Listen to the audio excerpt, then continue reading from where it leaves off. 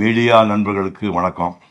இப்போ இந்த காரைக்குடி சால்வு மேட்டரை பார்த்துருப்பீங்களே, இவர் யாரோ இவரோ இல்லை, என் தம்பி, 50 ஆண்டு கால நண்பர். 1971 மன்னார்குடியில் ஒரு நாடகத்துக்கு தலைமைதாங்க போயிருந்தேன். அண்ணன் மன்னார்குடிக்கு வந்தவளை ரிசீவ் பண்ணது நான் தான்.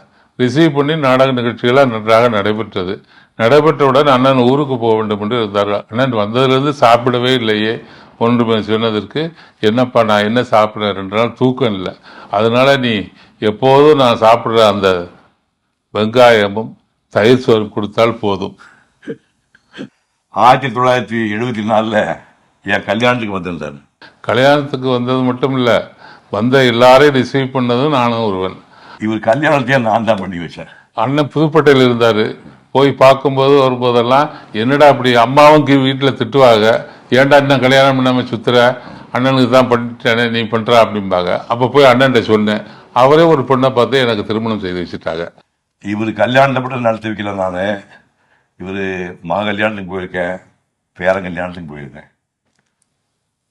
கல்யாணத்திற்கு வந்தது மட்டும் இல்லாமல் அவரே டிக்கெட் எடுத்துக்கொண்டு வந்து விடுவார். இந்த காலத்தில் இல்லை, 30 வருடத்திற்கு முன்னாடி இங்கிருந்து திருச்சிக்கு பிளைன் டிக்கெட் எடுத்துக்கொண்டு, அப்பா வந்துட்டேன்டா எங்கடா இருக்க அப்படின்னு சொல்லி கேட்டுக்கொண்டு வருகிற அளவுக்கு நாங்கள் பாசமுடையவர் என் மீது அவர்.